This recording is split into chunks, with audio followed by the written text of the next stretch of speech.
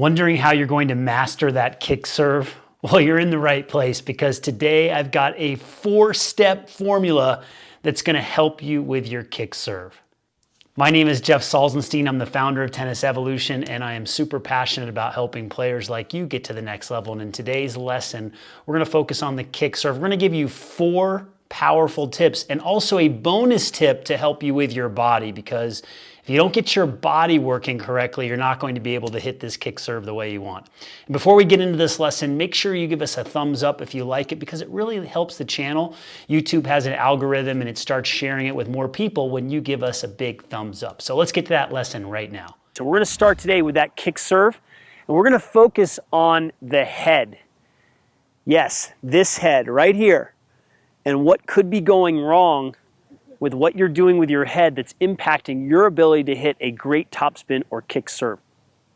Now, one of the most common problems that I see with serving, whether you're hitting a slice serve, a topspin serve, a kick serve, a flat serve, is that the body opens up too early. Okay, so the player looks at where the ball is going to go as they're making contact. This shoulder flies open, facing the net, creates more slice, and maybe you pull off the serve. Well, that is going to impact your ability to hit a great kick serve. And so I want to focus on the head and what you can do and what you can practice when you're not competing. You go out on the court and you can drill this until it becomes more natural. So on the serve, one of the keys to the kick serve is that you have to keep your body more sideways. You cannot rotate too early. So when I hit a great kick serve, I am trying to keep my body at a 45-degree angle towards that net post. I'm hitting the serve, and when I make contact, look at my body. I'm in this position here. I'm not in this position, which is what we see a lot of players doing, facing the net more. So we want to be in this position at this angle with the upper body when we're hitting the serve. Watch this again.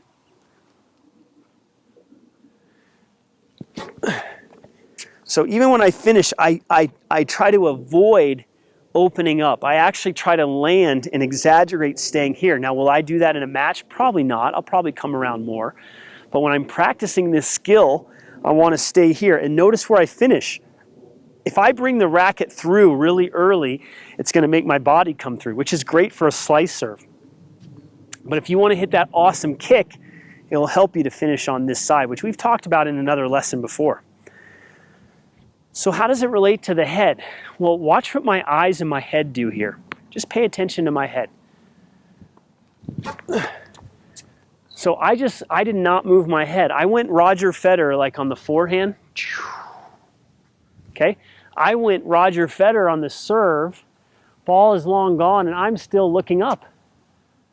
Okay? Watch again. Watch my head. It's going to stay still at contact. Okay? I am not looking to see where the ball goes. This is important. You can practice this.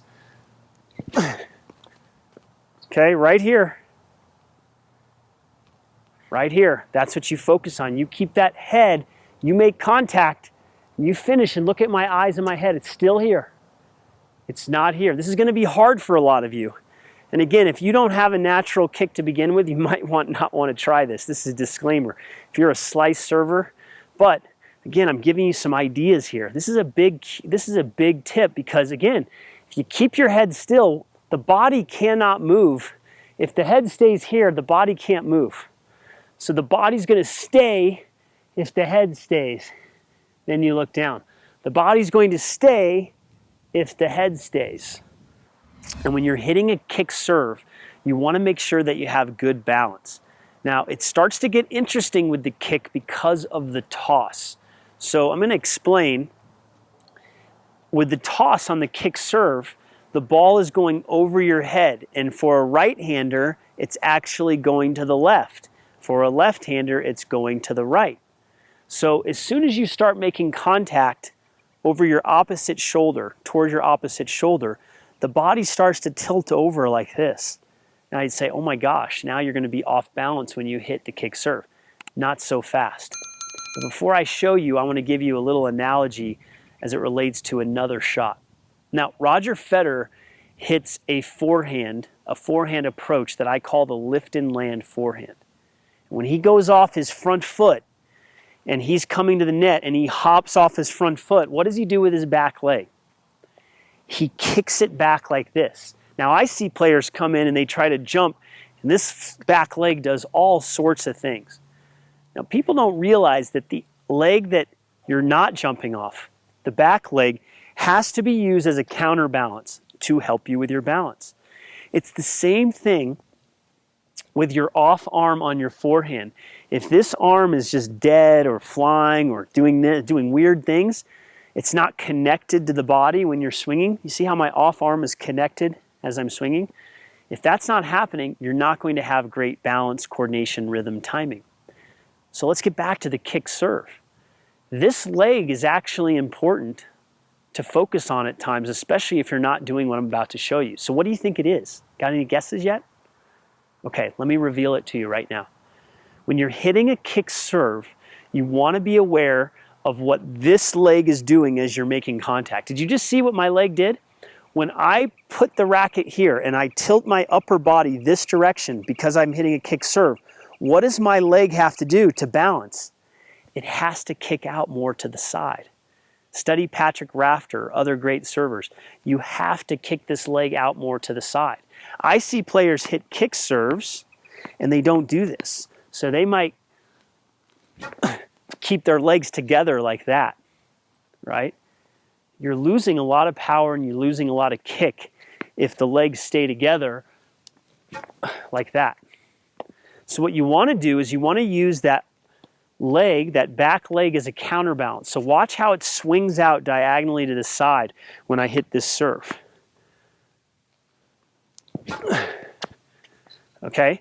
Now I'm exaggerating this right now. I'm not saying you have to do it this much, but it might be something to take a look at. If you do a video analysis of your serve and you're hitting kick serves or topspin serves and your toss is going this direction, if you're hitting it here, you want to make sure you feel balanced by counterbalancing the leg out to the side.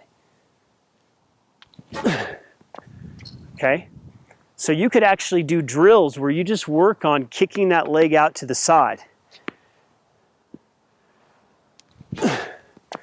Okay? Very, very important to understand, again, what the body is doing.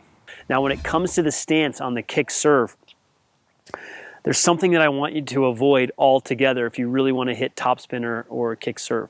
And what I want you to avoid is if you have a pinpoint stance where you bring your back foot up, make sure that you don't bring this back foot up to the side or even in front of your front foot. That is going to limit your ability to hit shoulder turn and very, very difficult to hit kick or topspin. You're going to have more of a slice serve. So we've got to get you set up in the right stance. And there are variations that we're going to cover today. First off, I want you to get into a platform stance.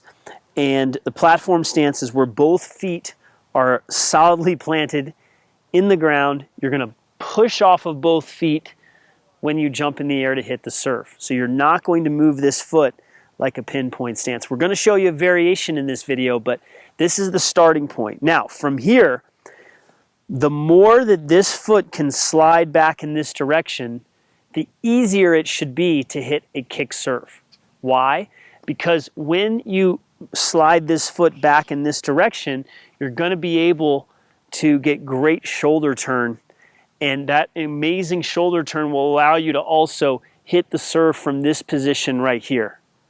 Okay, the more that you slide your foot this way, the more that you're going to be predisposed to hitting a slice serve. So that's big. I mean, when I set players up in the correct stance, then the shoulder turn, the first move, the trophy position, the toss position or the ball position on the toss, they all improve. And the ability to get that topspin, that ball jumping off the court, improves. So your setup is so important, and it's so overlooked. You know, you hear coaches talk about the toss and, you know, keeping your head up and using your legs, and all that stuff is great. It's all fine and dandy.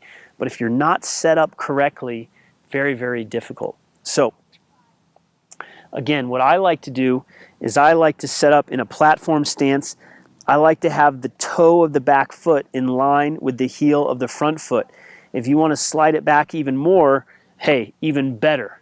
Okay? So you're in this position, and now your body is more turned, so when you hit the ball, you're more turned. You're facing towards this net post. The more that your foot is in this position or this position, it's very difficult to stay sideways. Your body is going to want to open up.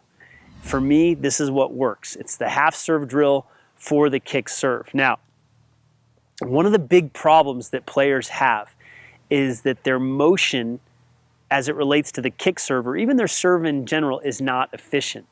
What do I mean by that? When players serve and they start in the full motion, a lot of weird things start to happen. The arms move, there's not a lot of shoulder turn, there is just rhythm breaks down. And so with the half serve, what we're doing is we're eliminating a lot of variables. So I like to teach in mini progressions. If you can learn a skill in a simple, easy way, then you can progress to the next level. So this is a mini progression or a progression to help you with your kick serve. And so the half serve is set up where instead of starting in this full motion position, you're going to start with the racket up like this, a la Jay Berger. If you know tennis well, Jay Berger was top 10 in the world, also a great coach for the USTA for many years. And I believe he had a lot of shoulder problems, and so he served from this half serve position. And I highly recommend that players use that half serve as part of their training routine. Because like I said, a lot of players have a lot of weird stuff happening that throws off their rhythm at this part of the swing. So if we start up here, we can actually learn how to serve with better technique. If we start here, then eventually we can move the racket here, and then here, and then here. Micro progressions. 1, 2, 3, 4. Let's get better at each step of the serve. So as it relates to the half serve, notice that when I talk about the half serve, I'm not starting with the racket scratched behind my back like this. You know, I've even seen on YouTube, 2018, I'm still seeing videos where players are starting here and they're working on their kick serve like this. Okay, so they actually demonstrate the racket here and they hit the kick. Now, you can still do that. But again, what did I say at the beginning of this video? I'm all about substance. I'm all about getting you efficient tips and the ones that are the most powerful. Okay, things that are real. And so why is it bad or why is it inefficient to start here? Well, I believe you're losing rhythm and timing and flow with the serve. If you're just in this position, then now only the hand is really working. And I still want players to understand shoulder turn and movement.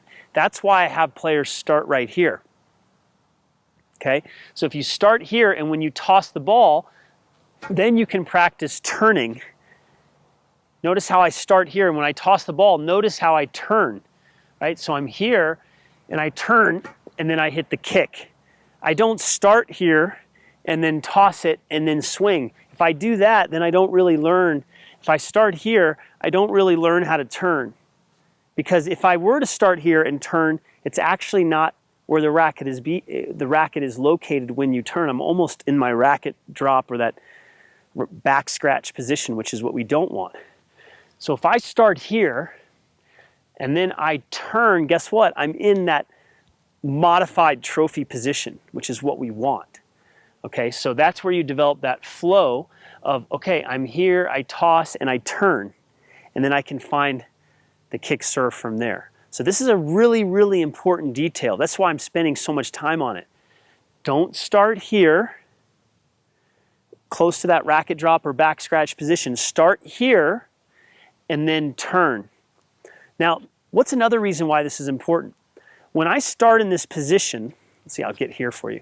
Look at where my hand is in relation to my head. Pretty close. A lot of players, when they serve, they're too far away, like this. There's too much distance between the hand and the head. That actually hurts my arm just holding it up like this. Okay? So if I start in this position with the hand closer, I'm more relaxed. Okay? My palm is down. The racket tip is the racket tip is facing towards the net instead of back like this. A lot of players, when they serve, they open up like this. Okay, they open here. Well, we can fix it by getting into this position right here. The wrist is relaxed. Okay, when we serve, we want the wrist relaxed. We want it in this trophy position. We don't want to be here too early. Okay, we want to be here. So that's another reason why we want to practice this half serve. Okay, so we're here, we toss, and that's a pretty good kick for someone not using his legs, right? A lot of coaches say, use your legs to get more kick. I don't know, if I'm in this half serve and I don't even jump and I can get the ball to kick in the side fence, I must be doing something right. I must understand how the arm and the body works. So you go half serve, okay, you're in this position, you're turning, you're kicking. Okay, I'll do it again. I'll get a little more height over the net. There we go. Look at that, side fence. Got that on camera, right? Now, once we get that down, then we can add some legs. So I'm in my half serve. I toss. Good, that's going to go side fence as well. It's pretty cool. We didn't have to do too many takes for that. So then I use legs, right? So I got half serve, just arms, half serve, legs. Then I can start moving my racket down to this position, and then the full position. You've got to do what I call the body serve connection, doing corrective exercises to improve the function of your body so that you can put yourself in that position that could create strain on your lower back, create stress on your spine and the rest of your body. All right, let's get into it.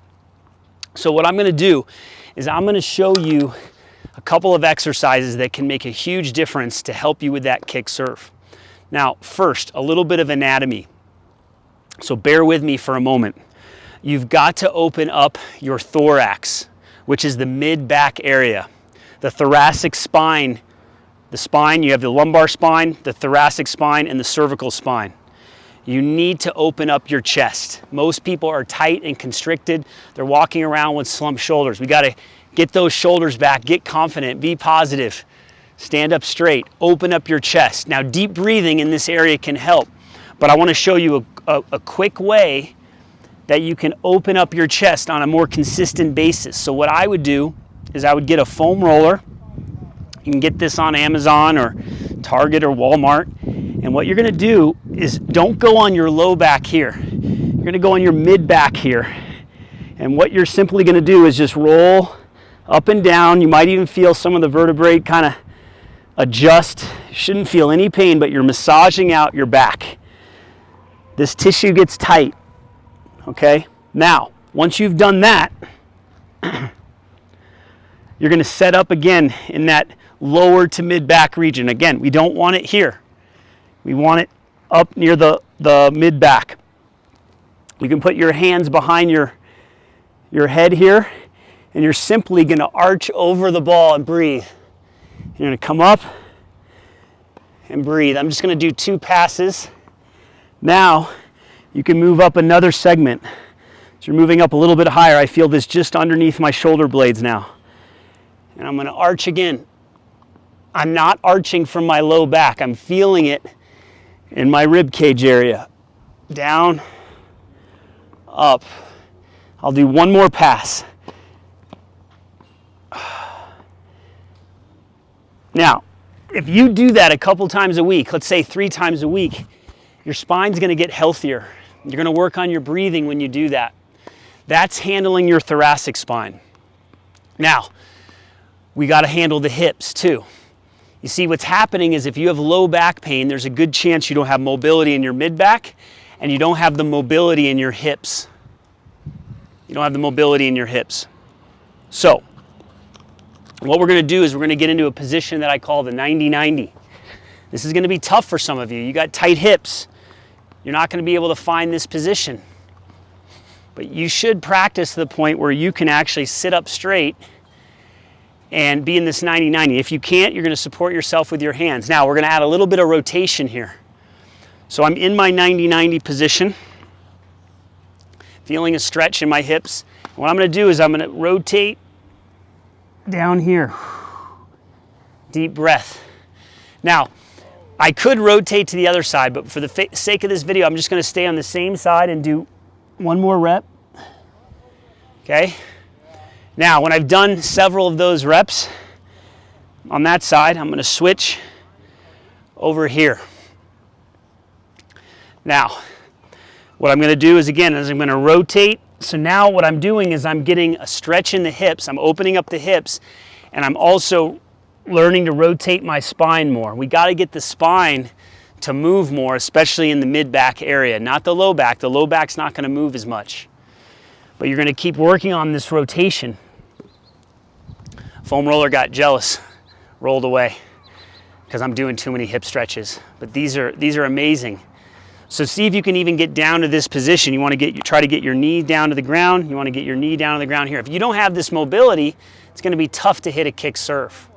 As you can see, that was a power-packed lesson to help you with your kick serve, a 4-step formula that is oh so powerful. And if you follow these steps, you can improve. Plus, we gave you that bonus tip to help you with your body, to get you more stable and more mobile so that you can do the things you want on the court, especially hit that kick serve. And before you go today, I've got a free offer for you, no credit card required. All you have to do is click the link in the description below or somewhere in this video to get access to a free membership. And inside that free membership, we're giving you 21 free lessons, absolutely free. We break down technique and footwork and strategy and mental toughness and injury prevention inside this free membership. I'd love for you to join us. Absolutely free. Again, click the link below or somewhere in this video, and we will see you at the next lesson.